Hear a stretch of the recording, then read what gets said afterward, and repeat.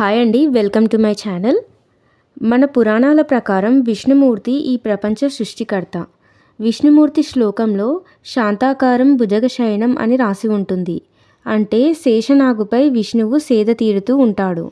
అసలు విష్ణుమూర్తి శేషనాగుపై ఎందుకు సేద తీరుతారు? పాములకు రాజు అయిన శేషనాగుపైనే ఆయన విశ్రాంతి తీసుకోవడానికి కారణమేమిటి? విష్ణుమూర్తికి హరి, నారాయణ అని పేర్లు ఎలా వచ్చాయి? గంగా నదితో విష్ణుమూర్తికి ఉన్న సంబంధం ఏమిటి? ఇటువంటి ఆసక్తికరమైన విషయాలు ఈరోజు వీడియోలో తెలుసుకుందాము. స్కిప్ చేయకుండా చూడండి.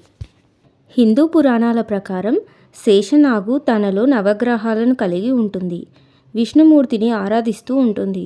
ఈ విశ్వాన్ని సంరక్షించేందుకు విష్ణుమూర్తి నవగ్రహాలకు నిలయమైన శేషనాగుపై శయనిస్తారట. శేషనాగు మహావిష్ణువుకి చెందిన ఒక శక్తి. శేషనాగు అనంతానికి సూచిక. అనంతం అంటే అంతులేనిది. మానవ జాతి మనుగడకు అనుకూలంగా ఉండమని కాలాన్ని ఆదేశిస్తాడు నారాయణుడు. అందుకే ఆయన శేషతల్పంపై పవలిస్తాడు. శేషనాగు శయనతల్పంగానే కాకుండా విష్ణుమూర్తికి రక్షణగాను ఉంటుంది.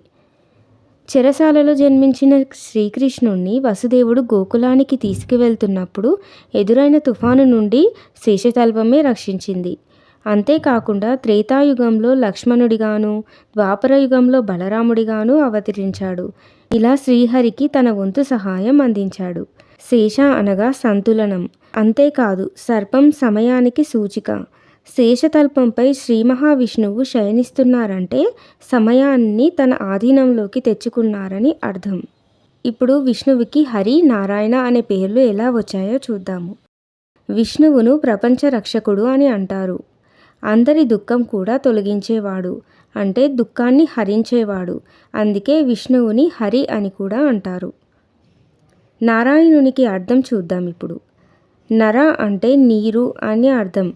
అంటే విష్ణువు క్షీరసాగరంలో నివసిస్తాడు కాబట్టి ఆయనకు నారాయణ అనే పేరు వచ్చింది. ఇప్పుడు శ్రీ మహావిష్ణువుకి గంగా నదికి గల సంబంధం ఏమిటి? గంగాదేవికి విష్ణువు పాదే అనే పేరు ఎలా వచ్చిందో చూద్దాము. శ్రీ మహావిష్ణువు బలి మహారాజు యొక్క యజ్ఞక్షేత్రంలో వామదేవుడిగా కనిపించాడు. అప్పుడు అతను తన ఎడమ పాదాన్ని విశ్వం చివరి వరకు విస్తరించాడు మరియు అతని బొటనవేలు యొక్క గోరుతో దాని కవచంలో రంధ్రం చేశాడు. రంధ్రం ద్వారా మహాసముద్రం యొక్క నీరు గంగానదిగా ఈ విశ్వంలోకి ప్రవేశించింది. ఎర్రటి పొడితో కప్పబడిన భగవంతుని పాదపద్మాలను కడిగింది గంగ. విశ్వంలోకి దిగే ముందు భగవంతుని పాదపద్మాలను నేరుగా తాకింది కాబట్టి ఆమెకు విష్ణుపాదే అని పిలిచారు.